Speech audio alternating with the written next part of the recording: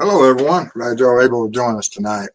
We're going to be talking about the search warrant evidence and just how much that was recovered in this additional on the Washington State University residence of Kohberger.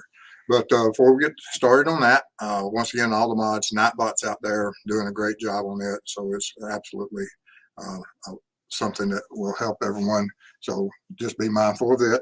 And as far as all the people that are coming in for chat, respect the families, respect the mods, respect each other, and y'all have a good time in there discussing. After the presentation, I'll be answering your questions. So we're going to also, after this show tonight, I'm going to be on Christian Behind the Crime Door show. So I'll announce that at the end of the presentation. So if anyone that doesn't have or doesn't get enough of seeing me during this broadcast, just hang around and we'll go over there to Kristen's show, and I'll be glad to answer any questions you have, because I believe her topic is very similar to what we're doing here tonight. So that'll give us some extra time. All right. I got two things. Oh, okay. Number one is thank you. This will do nicely for 4 months membership. We greatly appreciate it. Absolutely. And Legay, thank you so much for buying your True Crime Web t-shirts. Okay. She got them in the mail yesterday. So I hope you like them. Thank you. Appreciate all y'all's support. It means a lot to us and allows us to do a lot of things. All right, you ready? We're ready. Rock on. As always, a little introduction prior to. We've got someone working on an introduction. We just hadn't got finished up with it, but whenever it gets here, I won't have to be continuously doing this. It'll be part of the intro. But until then, a brief bio. This is Mrs. Steve, and I'm Steve. I'm retired law enforcement, 20 years of service. Started off my career working in the jail, went on road patrol, then into investigations. During that time, I had all different types of training, from SWAT to becoming a state certified crime scene technician, which greatly increased my abilities to work my investigations and work those crime scenes. And I've investigated all different types of crimes, from thefts, burglaries, up to homicides. And then when I retired, I became aware of the true crime world and decided to become an ambassador for law enforcement and allow everyone to get an understanding of law enforcement looks at things and from our perspective, and so that maybe together we can have an impact. And that's what this channel was made for. And with that being said, we'll get right into it. If you have any information regarding the case and the homicide of Madison, Kaylee, Ethan, and Xana, if you have any information regarding those, absolutely make sure that law enforcement receives those tips and all that information. And also, if you have any information reference Brian Kohberger involvement or anything that would exonerate, make sure that the proper authorities are made aware of that situation also, because we're here for one thing. He's innocent until proven guilty, but also all the information has to be there to make sure that we have justice. And regardless of who it is involves, if he is as the warrant currently is, he's the only one that we know of that has been charged with this case. And is he a lone wolf, or, as some speculations out there that there may be others involved, but right now we only have him, and that's who we're going to focus on, especially tonight with the search warrant. Everyone has, if you haven't found this search warrant yet, it's out there. Just go out and type the search warrant. And for Brian Kohberger, there's a lot of agencies out there that have it. It's a 49-page document, I believe. And on the final page, which for me is one of the most important pages, because it's what the return is. And this right here is the return. When a search warrant is issued for you to go and into a residence, and the court grants you the power to go and with or without their permission to enter the residence, you can go in, search the residence, seize certain items that you have put into the search warrant that you're trying to recover, for the fact that you have probable cause and a belief from your experience and training that that type of evidence possibly could be within that residence or vehicle or storage building. It can be anything. But the courts, once they grant you the permission and the ability to go in there, you go in. But the court, after you execute that search warrant, the court wants to make sure and also to have available for future court cases and trials and different hearings that would come up out of that case, that they want to make sure that the court is aware of everything that you seized. And so that's called the return. And this is what this final page is, where it says items seized. And all were seized from the resident and are currently stored at the WSUPD. And that was then. I'm sure all of this more than likely has been, or most of it has been transferred to labs and everything to be for further analysis. But some of the stuff will be maintained there until it gets to the proper experts to come in, and they'll have a record chain of evidence for a chain of custody of each individual item that you would sign off on. So each of these items that's on this list, if it needs further analysis, it'd be turned over to the proper experts, and there will be a continuous chain of custody so that when they go to court, everyone knows exactly where it's been, who's looked at it, who's handled it, and make sure there's nothing that has been altered or possibly destroyed by, and so that everyone gets a fair chance. But Chris is in charge. Hey, Chris, I'm glad you're here tonight. Glad you're feeling better also, sir. Talked to Chris three times a day about this case, and look forward. We had a great show yesterday when this search warrant broke, and he did a quick news breaking story. We had a good show, and I appreciate it was an honor to be on his show, and I appreciate any time that he allows me to come in and say my 2 cents. So thank you, Chris, and look forward to working with you in the future. But as we go through this, and one of the important things we have to realize when we're looking at this evidence, and this search warrant was executed after the arrest warrant, which means that the charges are enough, and they have enough evidence to take to court and prosecute the individual. They have probable cause, and they have to be prepared for that, for the fact that you may run across a case that after you make an arrest, and of course you have probable cause now to go in and start searching residences, offices, any place that they have ability to have access to, that once you go into those areas, that you don't know what you're going to find, especially in this case, for the fact that this was a 7-8 week manhunt. And as the offender, if Brian is the offender, that he would have become aware of all the news releases and the coverage, and when they started focusing and was narrowing the scope upon him. And that, with law enforcement, we understand that also carries the risk that the offender knows that we're closing in on him, and it gives him the opportunity to clean up, destroy evidence, to run. There's all different types of things that can happen to a case. And that's one of the reasons that generally law enforcement will always have more than enough evidence to prosecute the whole trial prior to making that arrest. Now, sometimes if it's a arrest for something that's an ongoing violent event, you have to make the arrest, and then. But this is not the case. We have a quadruple homicide, people within the residence, and so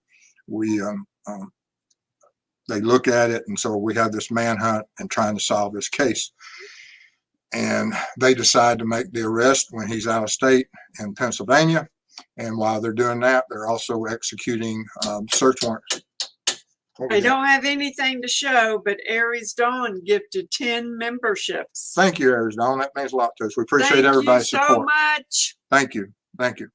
But this follow-up search warrant that they do at the residences and on the vehicles, and even on the there's going to be a lot of search warrants across several states, even in Pennsylvania when they served the arrest warrant, would assume they also served a search warrant there because he had traveled there, and there could be other evidence within that residence that could link him to the crime scene in Idaho.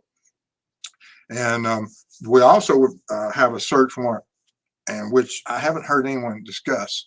I know that someone brought up the question the other day about why would the investigators not be able to start, or why did it take so long for the investigators to start moving through the house and processing some things? I don't know what the exact timeline is, but a lot of times, even when you have a homicide, the investigators, when they arrive, they just can't start processing the scene immediately. They have to obtain a search warrant for the fact that we don't know who is responsible for that crime scene. And so they would have to go to the courts in Idaho, whoever handles Moscow, through working with the district attorney and going into the court system. They would have to draw up a search warrant even for the residence where the homicides occurred. And so at some point, that search warrant would be released, and it will tell you when the return on it of those 100 and I think it's like 13 items, that there'll be a full listing at discovery that will be part of that. For the fact that if the offender had some type of expectation of privacy within that residence at 1122 King Road, you have to make sure that you do not violate, and you have to do as the Constitution instructs, go through the courts, get a search warrant. Danger Dave became a YouTube member. Thank you, sir. Appreciate that. Thank you so much. But and that's just part of the process. And sometimes you have to wait an hour. Sometimes it's 2 hours. Sometimes it's 3 hours. I think I saw that question the other day on Chris's show where someone said, why would it be several hours before they went in? The only thing you can do when you get to such a situation, the first responding officer at Idaho at 1122, is that you go in and check for life. And of course, life is exigent circumstance, and you can go in there and do whatever it takes to secure and protect life, and destroy whatever you have to try to save that person's life. But once it's determined that there's no one in there or that there's any hope for, or they're already, deceased, then of course you back out, you wait on that search warrant before you start processing, because you cannot violate anyone's rights. All right.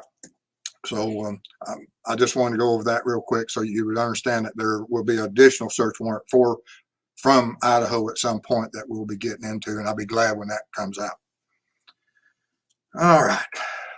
I had prior, this part of last night's show I had on the morning watch, and plus I shared it with Chris yesterday.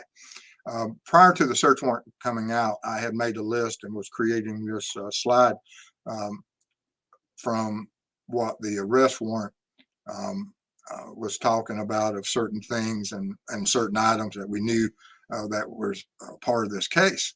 And I knew that would be part of what they were looking for. And it turns out to be so, that when you look in that 49 pages, a lot of it's repetitive, but they cover these items, everything from the mask to the shirts to the pants to the shoes to the knives, sheaths, and all different types of devices. And that was one of the things that surprised me. I have some show and tell back here behind me that we're going to go over of items they took, because remarkably, there's not a lot of items that they took from Kohberger's residence in Washington State. It's relatively limited and small.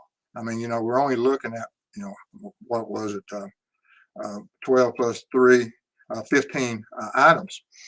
And so, some of the items, of course, are bulky, like the computer tower. But other than that, everything else, could be housed in a little box about like this. There you go. Have to get used to the camera work. And so you're talking about a very small, when you're talking about hairs and fibers or any of that, or dog hairs or animal hairs, that most of the stuff would be in a very small, almost an envelope. And then, of course, whatever type of envelope would then be put in a box, or at least that's the way I processed it. because envelopes can get misplaced and easily damaged, whereas when you store them inside the boxes, it gives them an extra layer of protection. But some of the items on the left side of the screen, of course, is the return. But on some of the items that's mentioned in the search warrant that were not found from the residents, which, like I said, law enforcement, from their experience and training, is what they're looking for inside that residence. And a lot of times you'll list it in that search warrant, and as in this case, you didn't find it. They made no mention that they found any other weapons in the return. They didn't find a mask, shoes, clothing, other devices, thumb drives. They found a fire stick for the TV, but that's the only kind of type of device that they found.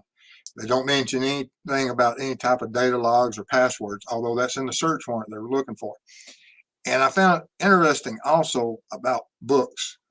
He was taking, his degree was in a certain type of criminology, and you would expect those books to be there. They didn't find photographs that we know of, but could they amend it later? Absolutely, because we don't know what was in that computer tire, and documents and diaries. So I was struck by the lack of things that they were looking for that they did not declare that was found. But of course, once they process the computer tire, that may absolutely change a lot of this. You may have a lot of documentation that is in either the cloud or on some type of storage within the computer, and so that'll be handled by the experts, and they'll release that information at some point during discovery through the court systems. But I-43 Pammy for $20 super sticker. Thank you. Appreciate your support. Thank you so It much. means a lot to us. It absolutely does. We appreciate everybody's support. That's awesome. But as we look at these items that they were looking for, didn't find, that is something that law enforcement probably was expecting, because the law enforcement knows who they're looking for. The offender knows who they're looking for, and he knows when they start narrowing down, especially somewhere around late November. Law enforcement had already started looking for his vehicle. The public didn't know that until early December. At the point that they released, although the suspect in November, when they mentioned that they were requesting all the camera systems and security footage, he would have started worrying at that point.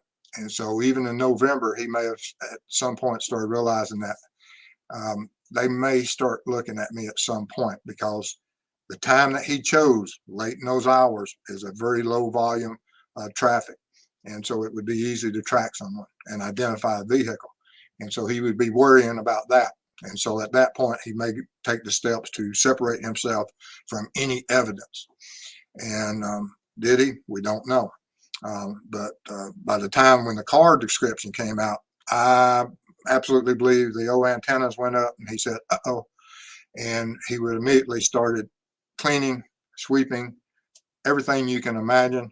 I won't use the words Chris used, but microwave was involved in it. But and that is absolutely possible.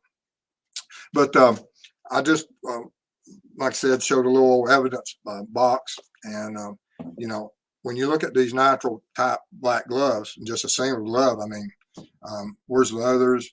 Is this something that he would have used? When did he buy them? And will they go out and research and see if they can find what lot they came from? Because if there's a certain rubber compound, just like we was talking about the tires last night of the vehicle, that, you know, there's all different types of manufacturers with different compounds that make these type of gloves. Then we have the receipts, and all of these things can be stored in a little small box. And that's one of the things that you have to understand, that sometimes, oh, Corgi Mama, 999 super sticker. Thank you. Thank you so much. I've gone and executed search warrants, and it depends on type of crimes. But there's sometimes I've had to have pickup trucks, moving trucks come in, and we take everything. And then there's sometimes that you'll go in and you can basically almost put everything in a garbage bag. And that's the case on this, that absolutely you can almost one person with a some type of container walk out carrying almost everything that was seized that night. And for the fact that the gloves could have been in this little box, the receipt and the Dickies tag could have been in that, the Marshall receipts, and the Bissell dust container. Last night I thought they took, when I first read through it, I missed that they only took the dust container. And what does Mrs. Steve own? Of course she does. She owns a Bissell. I'll probably try to get this back together. You will get it back together. Power Force. So this is what they would have took, that they mentioned that they took the dust collector. And so this is that dust container with the filters and everything. Now, personally, I don't know if there's certain wording or why they didn't take the rest of the vacuum, which is surprising to me because it's connected to the dust container, and I would have absolutely took everything for the fact that if you used it for any type of cleanup, there is the possibility of other hairs, fibers that could be somewhere within the vacuum system, and they just didn't do that.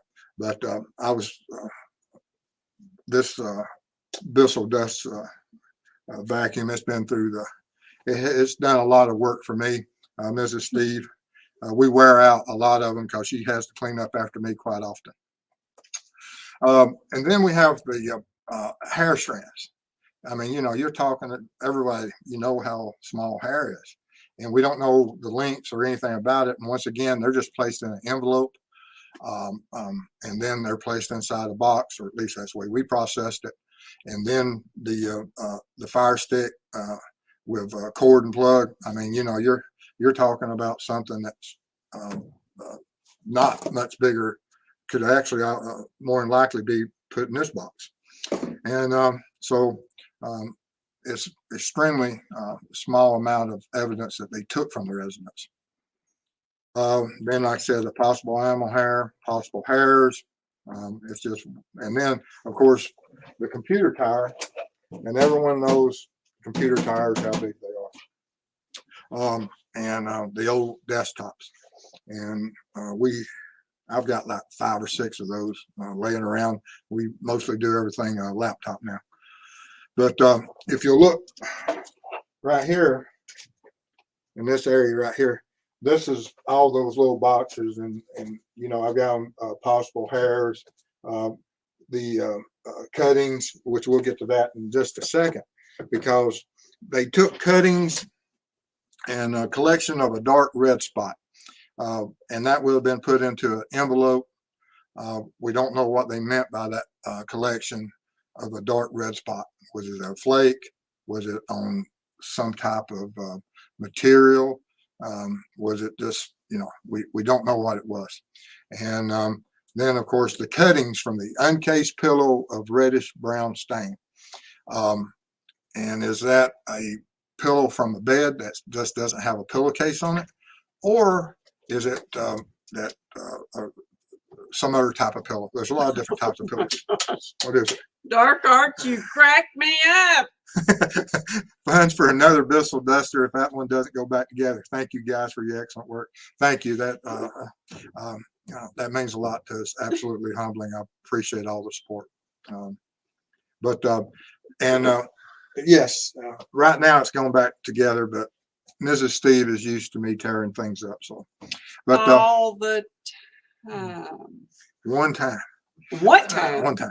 A day. A day. But the cuttings, and they're almost like little swatches that you cut. Of course, once again, they took cuttings for whatever choice of that being. I was always that more is better. And if it had anything on it, if it was on the floor, I don't have a problem cutting up part of the floor. If it's on the wall, He loves carpet. yes, or carpet, it doesn't bother me. I cut it up. walls, doesn't matter. That's first generation evidence. Anything you do to it after that, I'd much rather the work be done in the lab than there. And especially when you're dealing with such a case that may go all the way to the ultimate penalty. And so it's always better to be safe. And then we have the top and bottom mattress covers, and they were packaged separately. And, these are just some covers that we have, but it depends on what type of and what size of mattress covers he was using, even the deluxe big ones or something. But it's still not a lot of evidence. And if those stains are from the offender and they're in his bedding, clothing, pillows, it means absolutely nothing to the case. It's only if those stains can ever be linked that they are from an outside contributor and it's from that crime scene. Just like with the hairs, if there's no link back, means nothing. It has no on it. The only thing that I can see from the injuries, and possibly if it is his blood DNA profile within his residence, that there is the possibility that those injuries occurred somewhere else, and it could have that those injuries could have occurred at 1122 King Road. And if that's the case, then of course his DNA profile would be there. We already know his DNA is there that was left on the knife. We don't know is if there's a DNA blood profile that is there alongside the victim's blood spatter. And so that'd be extremely interesting as we go forward and find out that information. But before we get into the questions, things like I said, if you have any information about the homicides of Madison, Kaylee, Ethan, or Xana, absolutely make sure you get that information to law enforcement, because they need all the information they get to make sure justice is found.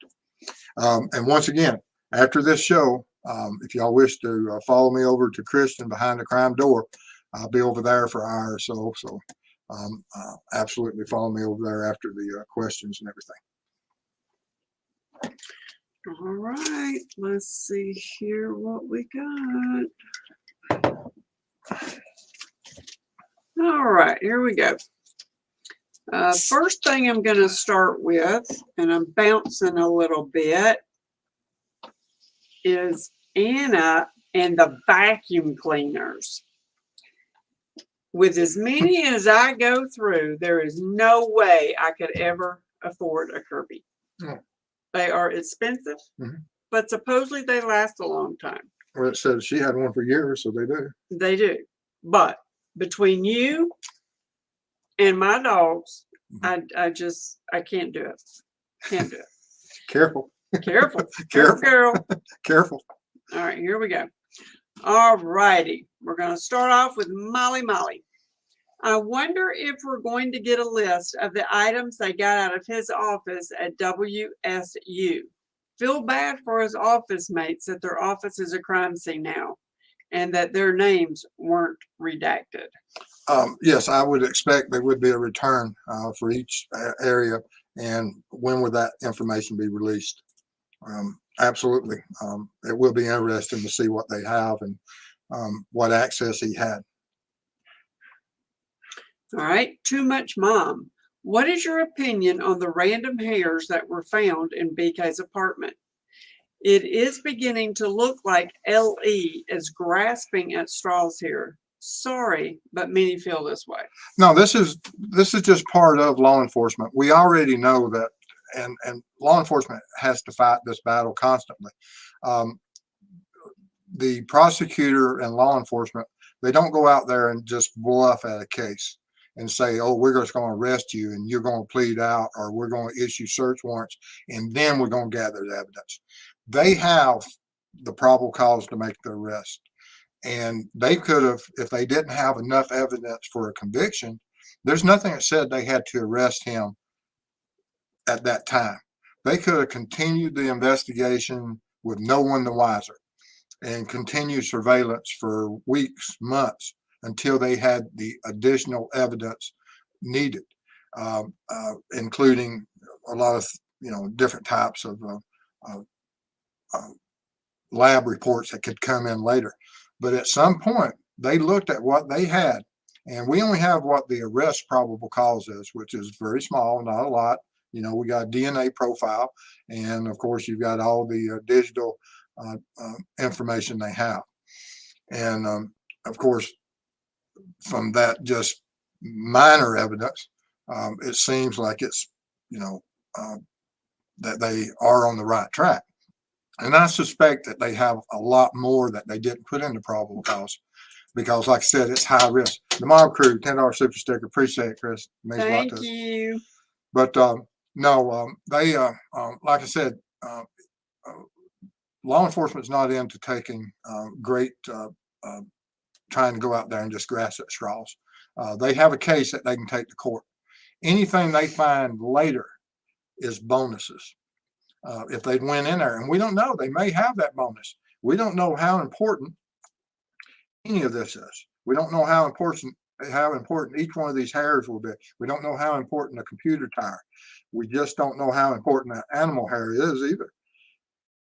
And or what's on that fire stick. We just don't know all the information from each of the whatever they took at that search warrant. And but law enforcement would have anticipated that, yes, we put the information out there. He's the offender. He knows we're coming for him. We've narrowed it down, and he was placed under surveillance at some point. And what steps did he take to separate? But no, law enforcement, you always hate to see certain things happen, but they're prepared for that. Okay.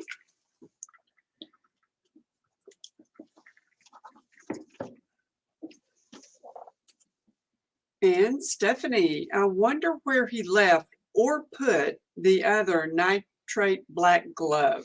Yeah, in the return they put nitrite. All the gloves I know of, there may be a brand out there. It's called nitrite. Most of it is nitrile or nitril. It depends on what part of the country you're from and how you pronounce it. But it's Nitrile. But they spelled it Trite, and there may be a brand out there it's named that. I don't know, and that may be the brand that they found. Well, I don't know. Let's just look. Want to? Well, we're in the middle of a show. Yeah, well, but you're going to be talking, and I can look. Okay. All right, you ready? Uh-huh. And Natalie, do you think the beds that were put in the truck was a good idea? By the time of that layer of evidence that was placed into the truck, if that was the mattresses and all the sheets, bedding, mattress protectors, and everything were taken off, all the first and second generations and bleed through and all that would have been in those upper levels of where that evidence mattered. But if that wasn't the case and there wasn't any protective to the mattresses, and then of course I wouldn't agree with how that was handled. But we don't know what was the normal bedding used in the residence. I would expect that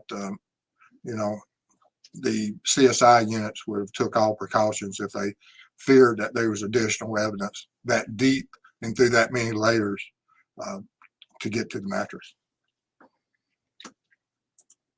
And Miss Dog Lover, question. Sorry if I missed it, but why are the last three items of evidence listed as A, B, C rather than 13, 14, 15? I have no idea. I don't know what the process was on that. Was it just a different investigative team? But was it a subsection of no, I mean, 12? No, you can Let's go look at the old. see right here. The computer tire was 12, and then they go into Selection of dark spots. It may be that all these items were tagged involved blood. Involved possible blood staining. So they may have a different things that all these items had something to do with some type of presumptive test. Mhm. And so maybe that's the reason why. But it is, for whatever reason, that's a good question. I have no idea. But it is a strange thing that they did. I would have done as you, 13, 14, 15. All right. And Molly, at True Crime Web, do you think that the list of items is the entire list, or if some items were redacted for public release? If anything was redacted, we would see where there's missing pages and areas. I don't see any of that. So is it possible they haven't come out and they're going to come out with amended? It is, but we don't have any evidence of that right now. But like I said, they didn't take any clothing or shoes or any of that, and I found that odd.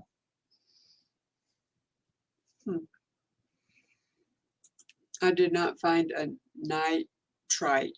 Yeah. No, yeah, nitrite. I did not find that.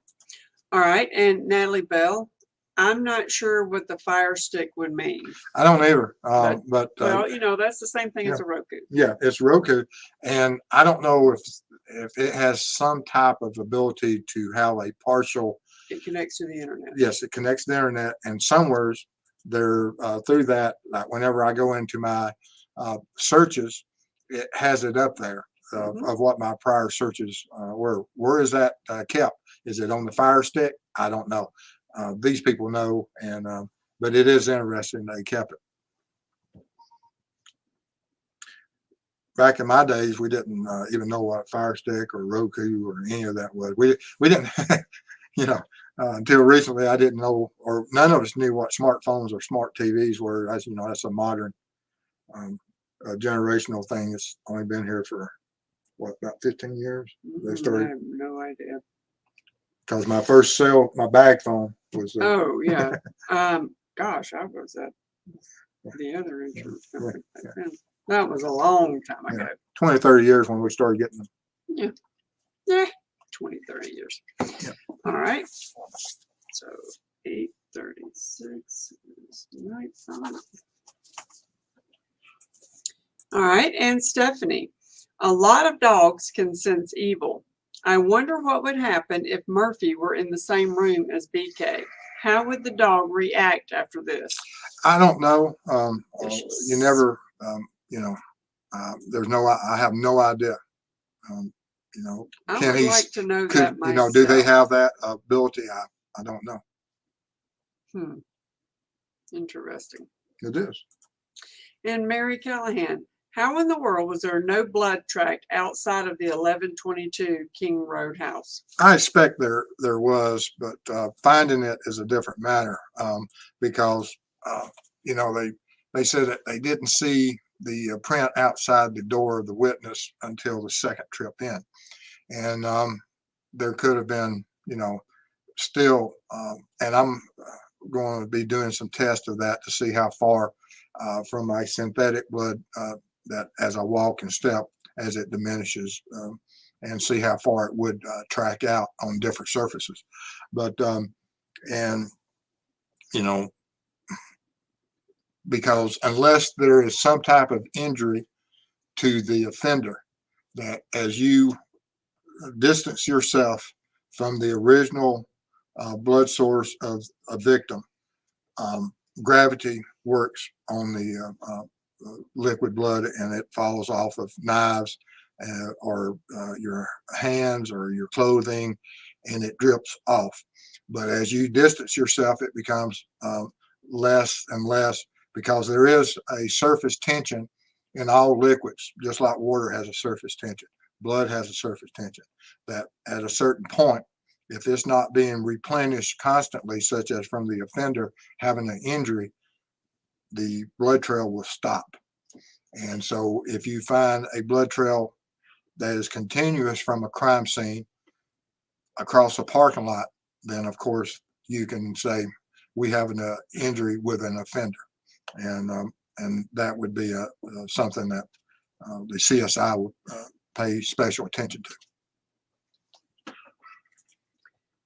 And digital, I heard more items were removed than were listed on the return list per media video. Thoughts? Courts won't be happy with that. unless there's amended, like I said, um, they unsealed some of it. Now, are there other parts of it sealed? I don't know what all the courts has. I don't know if there is a part that they said, okay, we have two parts of the search warrant. We're going to release this part and there's another sealed part. I don't know. Is it possible? It is, but at some point that would come to light. All right, Nary Stone. I don't know why, but I thought they would have more items seized. Would there be more, or is that the complete list? I'm with you. She sounds like me. Well, I was, surprised that you would think at a room of a college student that you would find more devices, more thumb drives, or is he just cloud-based and that's how he works? But I was surprised, like I said, that you can just basically get everything into a large trash bag. In one hand, I could get the all the cuttings and the mattress protectors and all these other boxes in just one trash bag and carry the computer tower and in one trip. So I was surprised at the limited amount recovered, just like you. Uh-oh. Lynette Joy joined our membership. Thank you. Thank you so much. Appreciate it. Glad Appreciate to your have support. you. Absolutely awesome. Thank you. You ready? Mm-hmm. And Steve, do you think he waited for the DoorDash driver to leave? Do you think BK went in the house before the DoorDash driver? The timing, and of course, law enforcement has those videos, so they know exactly what that timing was. Was there enough time for him to get there? Was it a coincidence and door left open or something? They'll have a better understanding. They said somewhere around that 4:04 he came by. The DoorDash made a delivery about that time, and Lano's up on TikTok at around 4:12 or somewhere around there, just from memory. And then, of course, when he left, somewhere around, what was it, 4:20 or so, the car similar to what Kohberger owns was seen leaving the area, and so it's a narrow window. If he is the sole occupant of that vehicle, then of course that narrows the window. If there's a lot of speculation that may be possible someone else, then of course the window would open to extend that time. But the witness says that all the noises she heard was around 4 o'clock. That was upstairs, and then at 4:20 the vehicle was seen leaving. So I would think somewhere from, we're only looking at a 20-25 minute window, and including the DoorDash part. And I need the Bible group to know I'm jealous. Mm-mm. They are making Dunkin' Donuts coffee. If you saw where he was at last night and how cold it was where he was at, he was doing it beside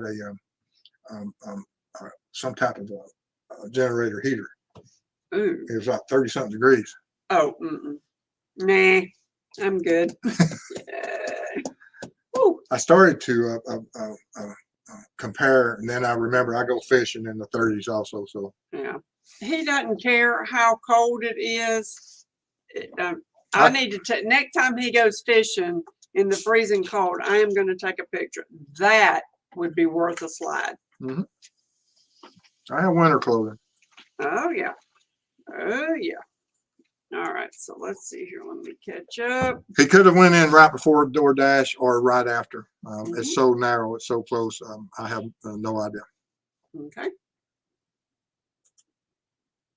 And digital looks like bedding would have been high on the list of stuff for a killer to get rid of. It would be, unless he was confident that all the trace evidence and all the DNA profile will come back only to him. Like I said, the only hope is that if he suffered an injury, it was that night, and they were able to track it back to the crime scene at 11:22.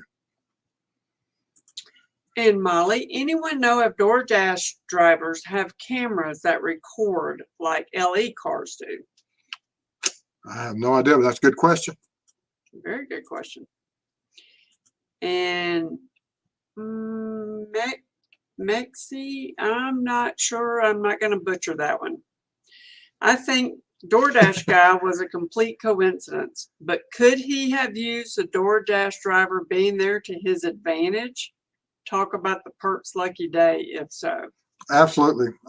And there's been a lot of speculation about that. And was it just a coincidence? And I think it was just a coincidence. You know, if you're trying to plan the perfect crime and you're trying to get people in their sleep and you want them awake, you would just wake them up prior to whatever type of offense and before any type of assault occurred. You wouldn't give them an alarm clock and potentially wake up the whole house by the DoorDash driver. All right.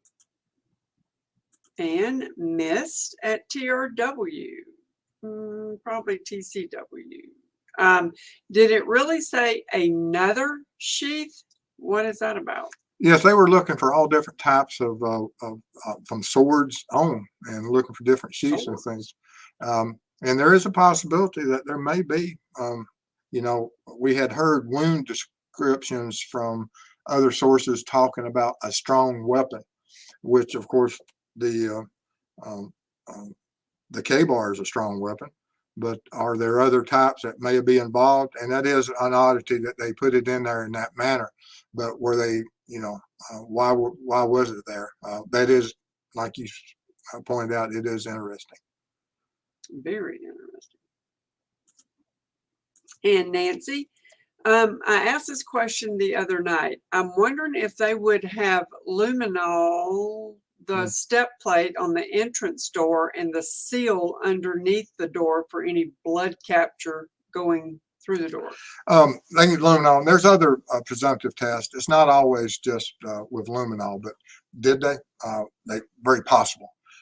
Did they remove that plate?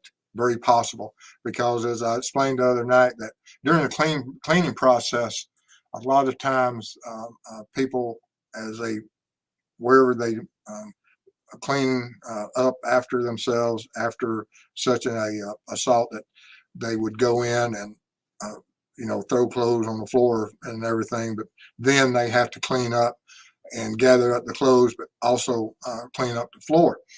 And they would check for that to see if there's any type of transferred DNA transfer or blood transfers. And did they check for it? And if he did any cleaning, it's, you know, it just watching it on TV, you think it's easy to clean up. It's not. A lot of times as suspects clean, they will push that DNA profile to the sides. And law enforcement knows that. And they would look. And did they? I don't know. Oh, just got word that Fuzza member for 4 months. Thank you. Thank you so much. Appreciate that. Man, y'all are racking up some numbers. That is awesome. All right, you ready? Sure. All right.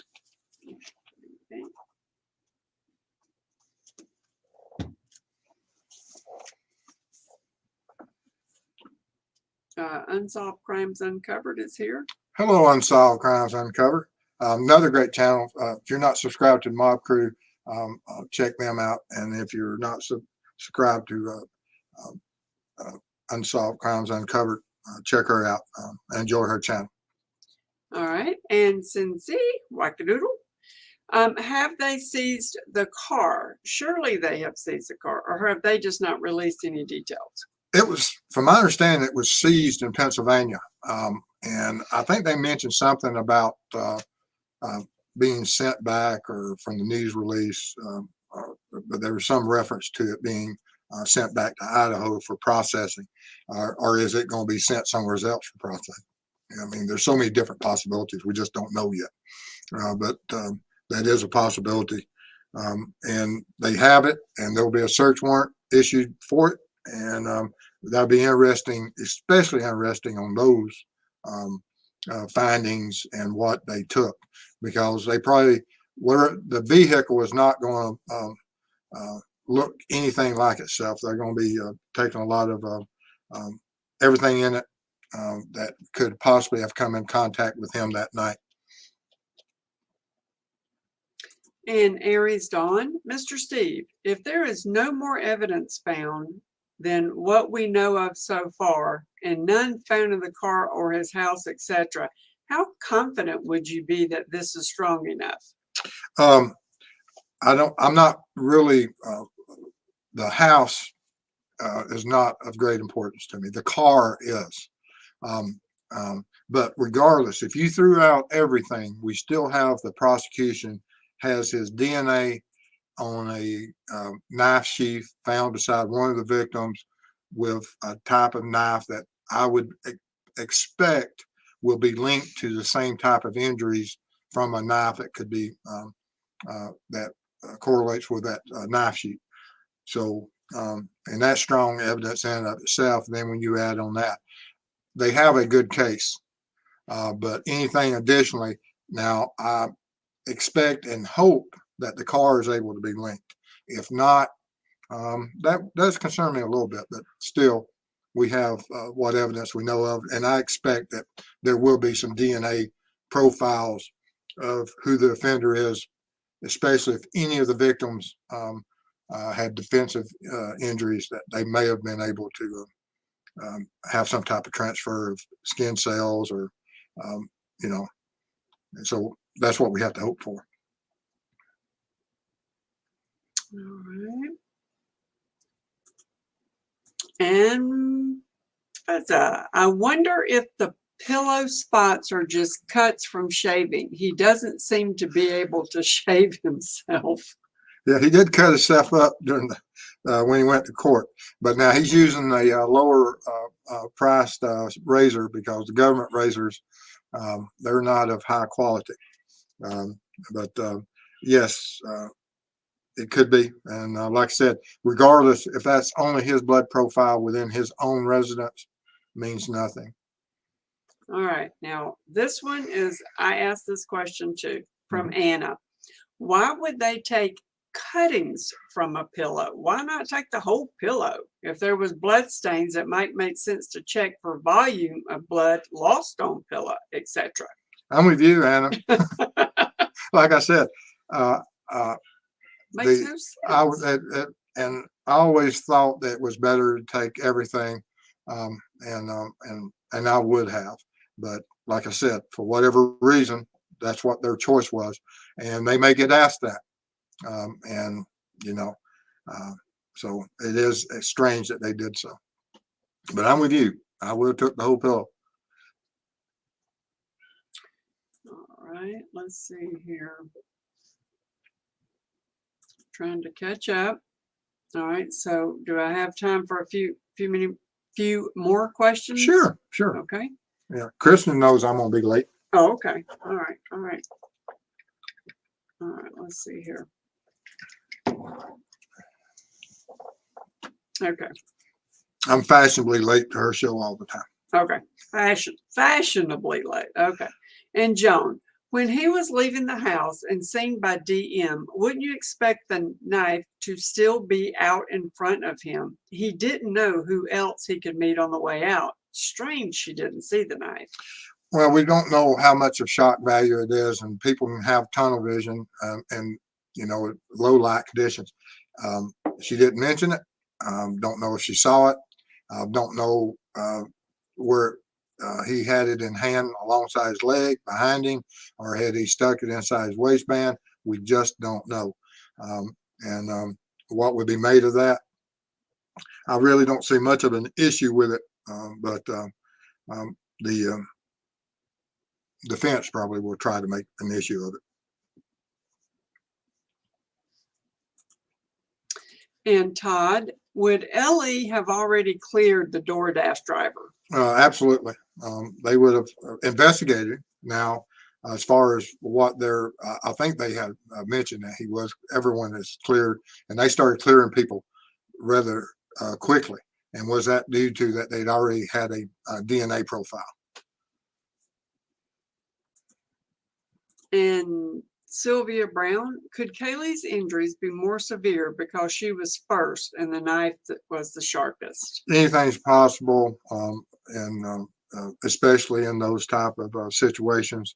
And the manner and the severity of injuries can be for a lot of different reasons, from being targeted to amount of fight, or if you caused injuries to the offender.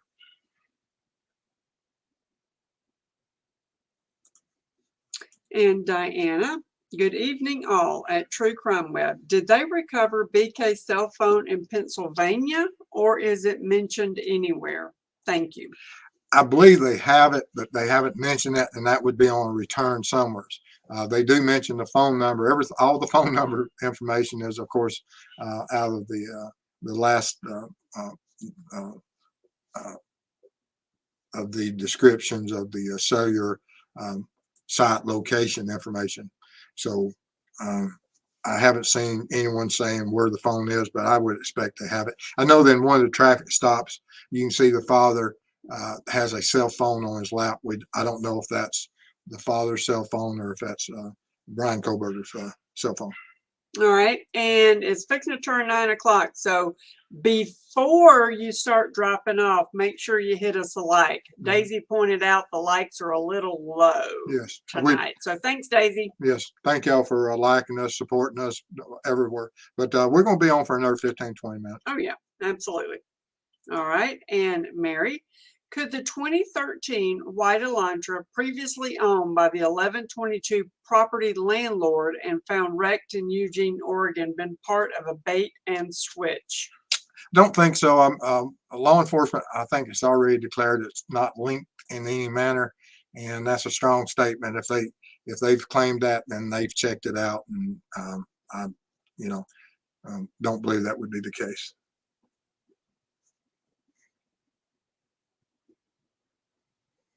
Okay. And Jeff, Steve, do they collect anything that may be possible evidence and just list what they will use, or they have to list everything they have collected? Also, can items be redacted from that list for now? Here in Georgia, we have to list everything that we take from the residence. It has to be returned to the court so that the court has understanding, and so that when it comes to discovery, there's no surprises and all that.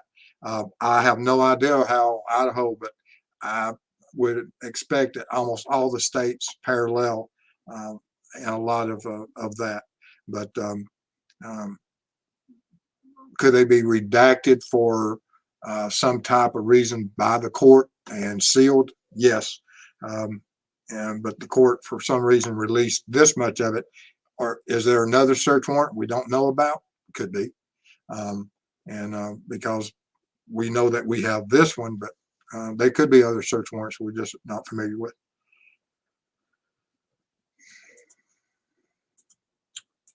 All right. And Lena, maybe the tire marks are from the DoorDash and the cops saw them. They were fresh, so they took them as evidence, but now it's going to be used to rule out the DoorDash?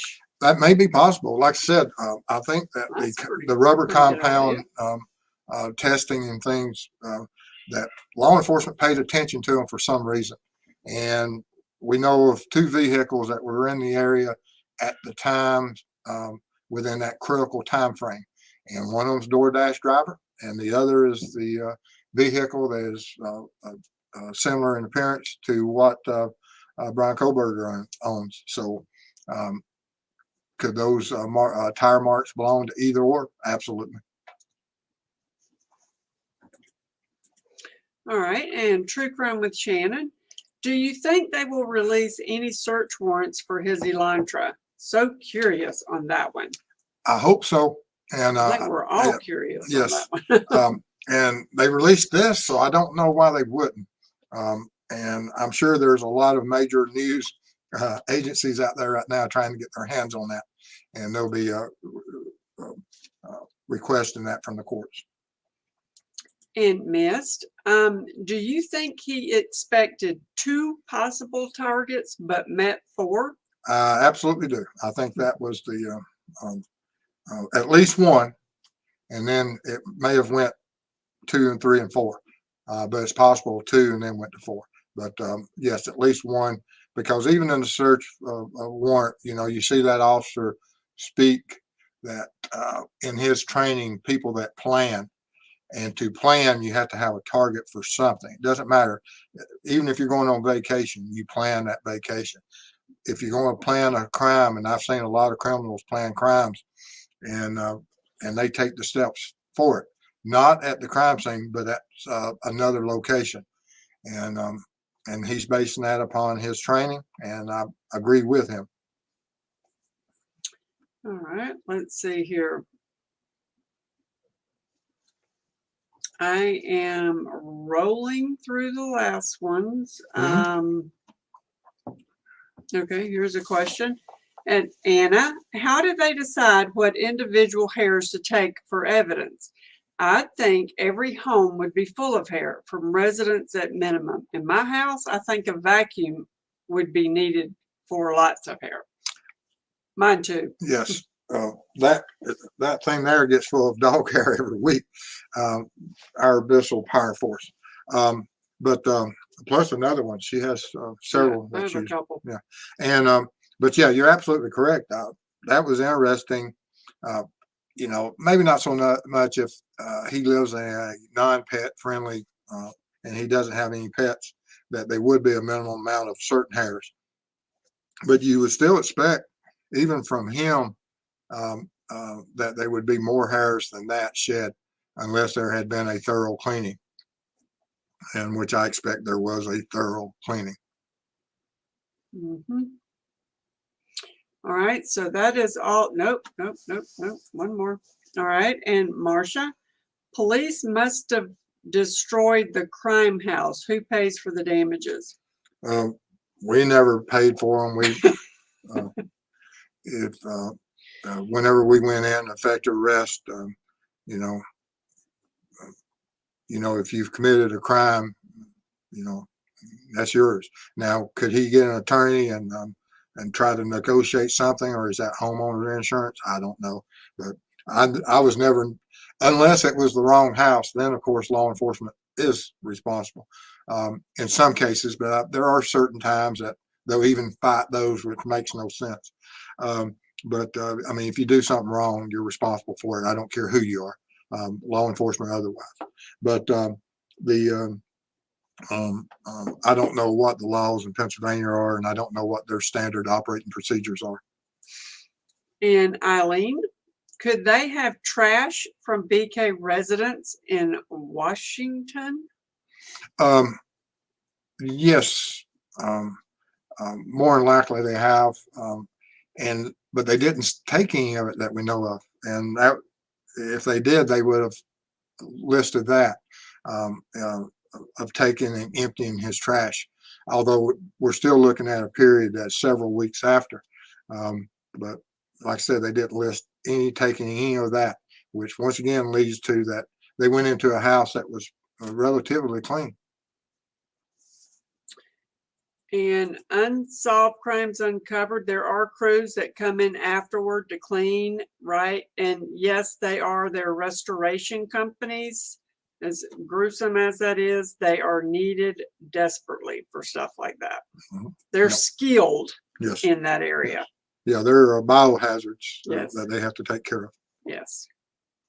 All right. All right. Is that it? That is it. Well, like I said, guys, everyone that wants. Wait. What we got? We got Miss. $10 super so sticker. Much. Thank you. That means a lot to us, and we appreciate it.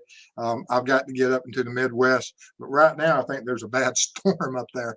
I was trying to get out there last week, and I'm glad that if my computer hadn't failed me and put me behind, there's a possibility I'd be up there. But that storm come in, and I don't want to be a part of that. You can't go next week. You can't go next week either. We got some news for y'all that next Thursday, she will be down to one hand for the fact that she's having a hand surgery next Thursday. So Wednesday, but she'll also have that hand down on Thursday. And so we'll have to bear and work through that. Y'all next say week. a prayer that I can keep up. Absolutely. But tonight, like I said, we're going to be going over the Christian Behind the Crime Door. I want to thank everyone that came here tonight, watched the show, supported the show, donations, very kind, generous of you. And there's a lot that we're going to be able to do with those funds, and I appreciate it. There's some things that I'm going to have to pay for out in Texas and also up in Iowa. But I appreciate everybody's support. And if you like this, share it with others in any shape, form, fashion. You can get the word out. As our channel grows, we just want to have an impact, and we owe it all to everyone that's involved with this channel, and we appreciate you. All right. Love See y'all. you on Christian Behind the Crime Door in just a few minutes.